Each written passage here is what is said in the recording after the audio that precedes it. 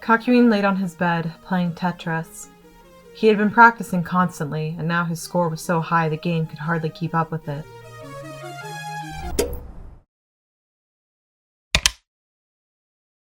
The blocks all disappeared, the screen blacking out completely. Kakyoin pushed the buttons, but the screen stayed blank. The batteries must have died. He'd have to ask for some new ones. He sat up, stretching. He winced in pain as his neck popped. The days had all but blended together. The only indication that time was passing came when the Game Boy needed new batteries. It meant he had been playing long enough for them to expire. He also noticed the buttons on it were wearing down. The screen was dimmer than when he had first gotten it. He wondered if he'd been playing it too much for it to wear down so quickly after just a couple of years. Kakyoin turned the light off and slid the Game Boy under his bed, ready to go to sleep for the night. His throat burned with thirst, but he tried to ignore it and go to sleep. The vet clinic hadn't been able to donate any animals to them recently, so it had been a few days since he'd had anything to drink. He knew there would have to be some soon. I wonder when they'll come to see me again. It had been so long since he'd seen Jotaro, Mr. Joestar, or Polnareff. He tried to call the numbers they'd left him at the front desk phone, but no one answered him other than Mr. Joestar's butler, Mr. Roses. Roses usually told him that Mr. Joestar was in too fragile of health or too busy to talk. And so Kakyoin had been left alone. He knew he'd been at the Foundation for a year or two now. Surely they had to be close to the cure. He'd have to ask Dr. Dre when he saw him tomorrow. Good morning, Mr. Kakyoin. Dr. Dre appeared at his door, looking much more cheerful than usual. Kakyoin was already awake, sitting up in his bed. He didn't like the doctor's demeanor. It couldn't mean anything good. Good morning, Doctor. Come on already. Dr. Dre looked through the papers on his clipboard. We've got a long day ahead of us. Wait, Doctor. Kakyoin said, jumping up and following after him. I need to ask you. Have you heard anything from Jotaro? Jotaro? The doctor looked confused, like he wasn't sure who Kakyoin was talking about. You know, Jotaro Kujo. My friend? Oh, you mean that guy who dropped you off when you first came here? The one in the sling? Yes, him! Haven't you heard anything from him? About when he plans to come visit again? Dr. Dre stopped in his tracks. He stared down the hallway, like he was thinking. Doctor? Not that I can recall. Now, let's get to the autopsy lab. Can't you check? Kakyoin demanded, cutting the doctor off. I can, but I don't see why it has to be done right this minute. My staff is waiting. Check. Kakyoin commanded him with as much force as he could, his nails dug into his palms. His breath quickened. Mr. Kakyoin, I think right now we should... I won't go with you until you check. Dr. Dre looked at him with a mixture of fear and indifference. Kakyoin didn't back down, though. Fine. If you're so insistent, I'll go speak with the receptionist. He went back towards the main atrium of the Foundation. Kakyoin leaned against the wall, waiting for him. After about 10 minutes, Dr. Dre returned, looking grim. Well, what did she say? Our records haven't shown any contact with Jotaro Kujo in the last 5 years, I'm afraid. Time seemed to slow around Kakyoin. He felt himself get dizzy and put his hand on the wall for support. What in the world? What had Dr. Dre just said? What did you just say? We haven't had any contact with Mr. Kujo for nearly 5 years now. Kakyoin put a hand to his forehead, feeling sweat beginning to pool there. No, that can't be right. I've only been here a couple years. What? Now it was Dr. Dre's turn to look confused. I've only been here a couple years! Kakyoin repeated, sounding desperate even to his own ears. Jotaro left me here only a while ago! Mr. Kakyoin, you've been at the Speedwagon Foundation for almost 8 years now. 8 years. Such a small blink in the time of immortality, wouldn't you say? No, that can't... Kakyoin felt himself getting a pounding headache. He turned back to the doctor. What year is it? It's 1997 now, Mr. Kakyoin. 1997. Kakyoin's breathing grew heavier. No! How could this have happened? How had so much time slipped away without him even realizing it? That can't be true! You're lying! The doctor seemed indignant at this remark, but he responded with an even tone.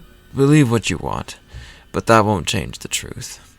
Now, if you're done having your little fit, I'd like to get today's research started. He strode down the hall, not waiting to see if Kakyoin was following him. Kakyoin stayed rooted to the spot. Tears were forming at the edge of his vision. How? When? It felt like almost no time at all. It couldn't really have been 8 years, could it? I'm immortal now, Jotaro. The words he had spoken so long ago rang in his ears. The words he had tried to use to justify his own suicide. He backed up until he was against the wall and slid to the floor. He put his hand over his mouth, trying his best to keep himself from sobbing. Jotaro, how could you do this to me? I thought I was your friend. Polnareff, I never got to say I was sorry. Why had he let this happen? And for so long? The road to a cure might be long and hard, but I swear we'll help you through it. Never forget, we did a lot of impossible things on our journey. We just need to do it again. But you can't give up. You have to keep going, no matter what, if this is truly what you want. Jotaro's words came back to him. His encouragement that Kakyoin had used to get through his darkest times here, to cling to that belief that they could do the impossible. You told me to believe, no matter what. You promised you'd come back for me, but you left me here. You made me like this. And not once in 8 years did you come to see me. You liar. It all meant nothing. Kakyoin quickly dried his tears and stood up, striding down the hallway towards the lab as his worldview shattered around him. Jotaro was a liar. His other friends had abandoned him, and everyone he cared about was 8 years closer to dying. He caught a glimpse of his reflection as he passed one of the lab windows. He stopped. His face. It was that of a 17-year-old Japanese schoolboy. No one who looked at him would even guess he was immortal. The only abnormal thing about it was his eyes, still bearing the pale scars from his fight with Geb and his slitted, animalistic pupils. He burst into the lab, ready for whatever torture they were going to subject him to. Glad you could finally join us. Come on, we're doing another knife test today. Kakyoin swallowed. He nodded and sat down on the autopsy table.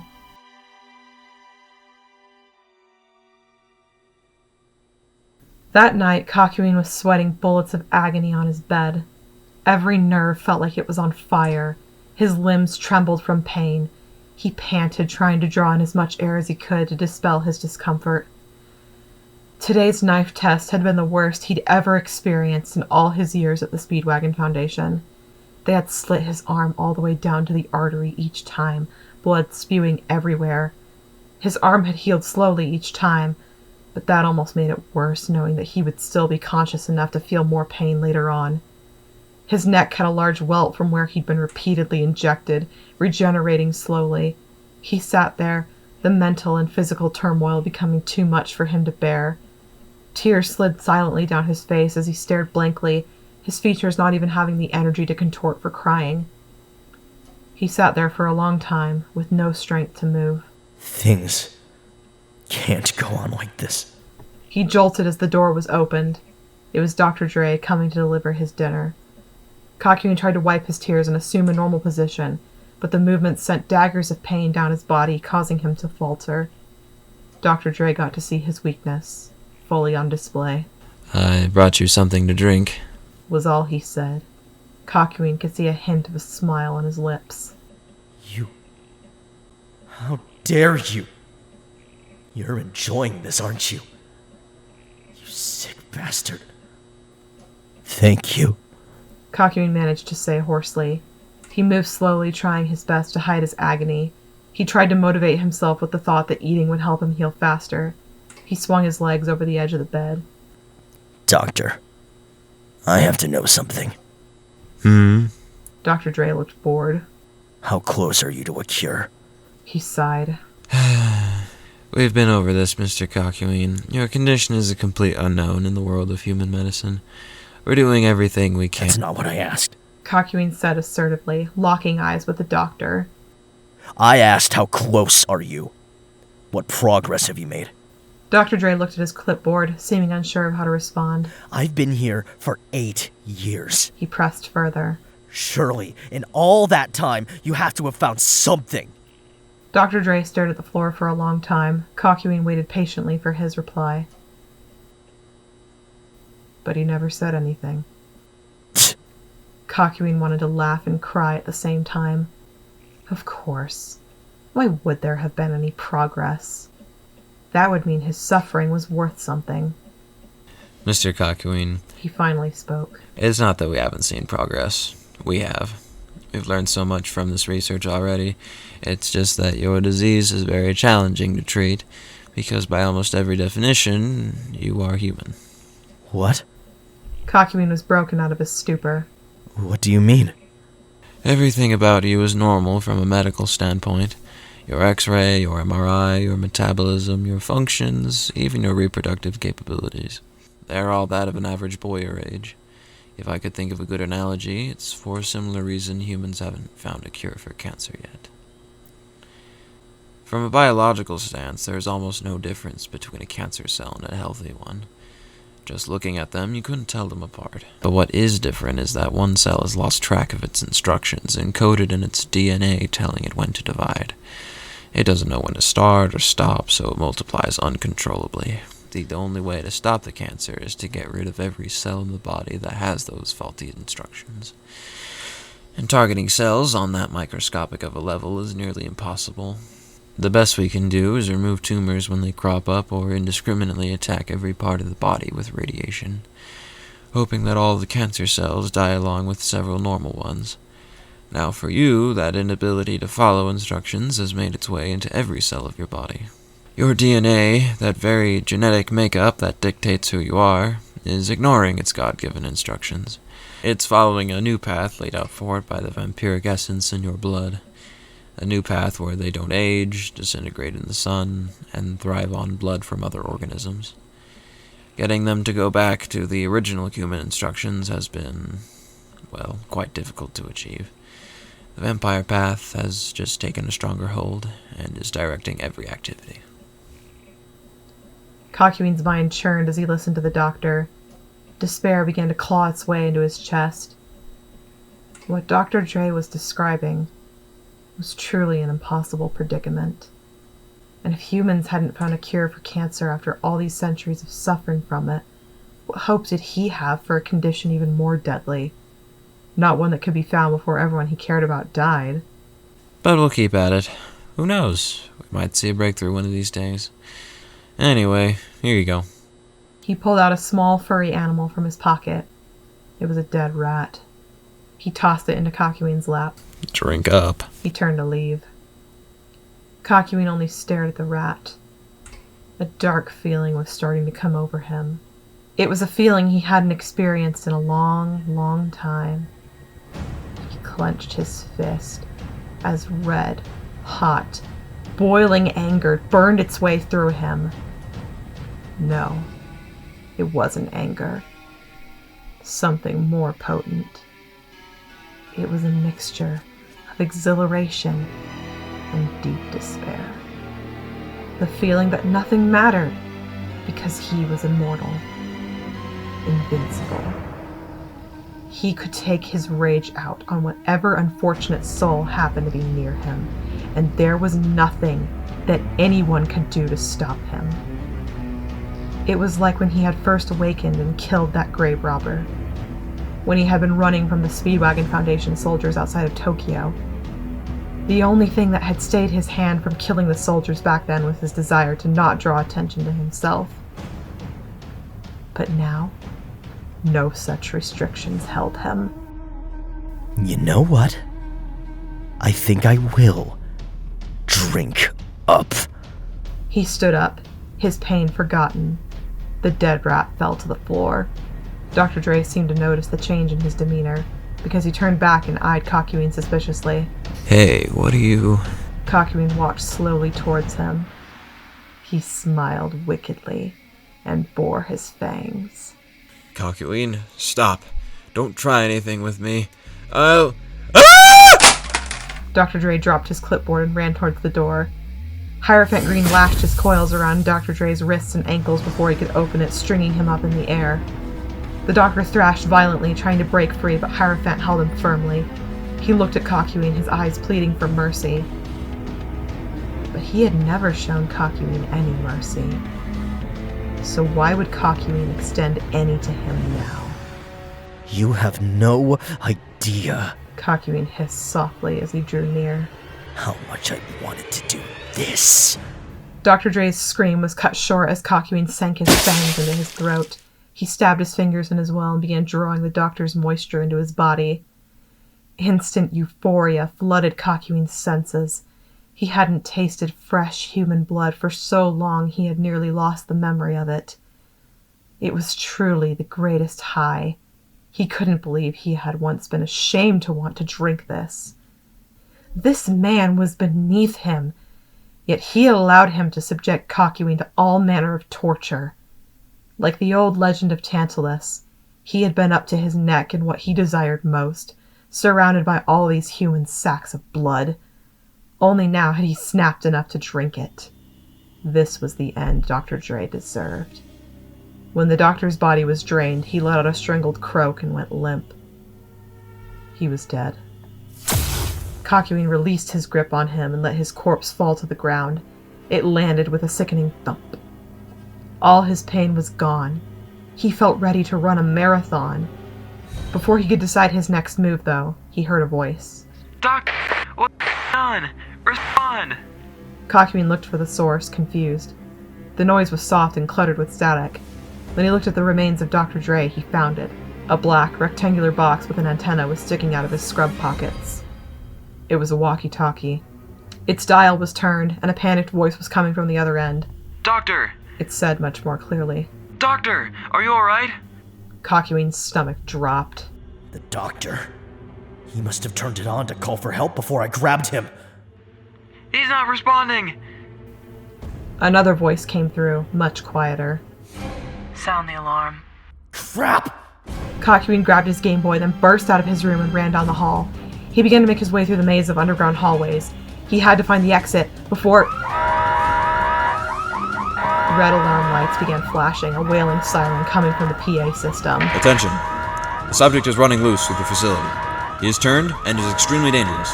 All staff members, please retreat to safety. The Special Forces Division is standing by to recapture him. A masculine voice sounded from the speakers. Noriaki Kakyoin, He faltered as the voice spoke his name. do not attempt to escape. Please return to your room immediately. If you refuse to comply, we will have to use force. With his enhanced hearing, Kakyoin could hear the sound of soldiers shouting at each other through the walls, rifles being readied, boots pounding down the hallways, coming for him. But he didn't feel the least bit afraid. He straightened up, assuming a calm poise. And then he laughed.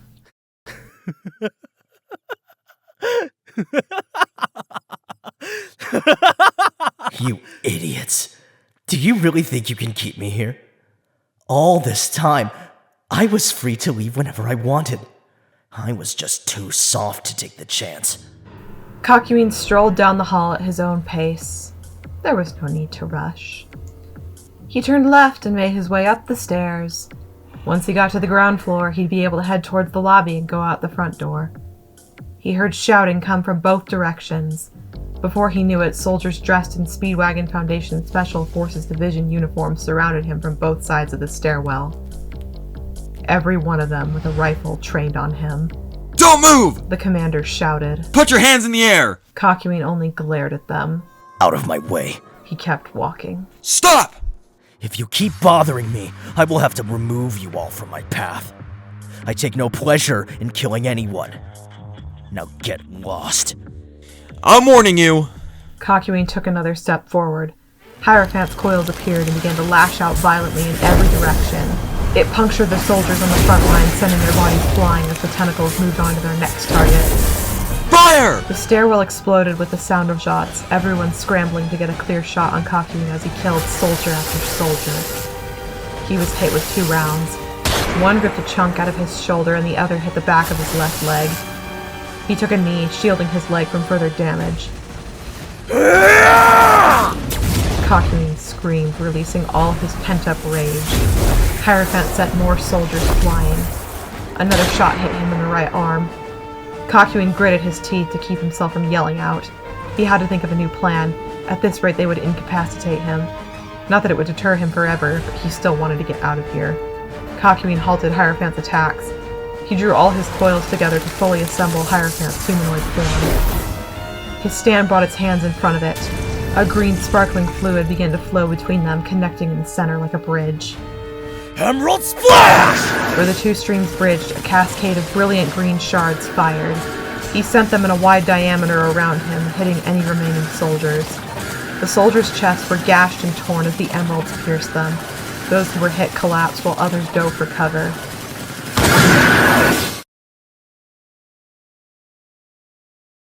Soon enough, Kakyoin was the only one left standing.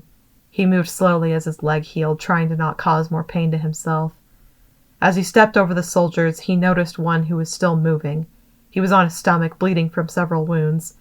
He was trying to grab his rifle that he had dropped. It was the commander. Kakyoin strode over to him and put his foot on the man's gun. He kicked it away from him. The commander looked up at him, completely terrified. I warned you to get out of my way, but you didn't listen. I'd normally never kick someone while they're down like this, but I don't have any sympathy left for you people. The man looked down, closing his eyes. He was prepared to die. Oh, don't worry. I'm not going to kill you. You're not in my way anymore, so I have no reason to. But also, I know Jotaro is going to hear about this sooner or later. And when he does, I want you to tell him what happened. Kakyoin crouched down, grabbing the man's face, so the commander was forced to look at him. And when you do, give him a message from me. Tell him that this was all his fault. The man teared up, but didn't say anything. He let out a whimper as Kakyoin released him. Kakyoin took the blood of a nearby corpse before he left, not knowing when he'd find fresh blood again on the outside. Outside? He was finally doing it. He was leaving, only not as a human like he had always dreamed. What a foolish hope that turned out to be. He walked up the stairs, ready to face the grim future that awaited. He sighed. Nothing would ever be the same as before. His friends had left him. He was now working against the clock to become human again before his parents died. If there was a cure to be found, it wouldn't be within the limitations of human medicine. He didn't have a second to lose. He had to face whatever came alone. And he would remove anyone who stood in his way.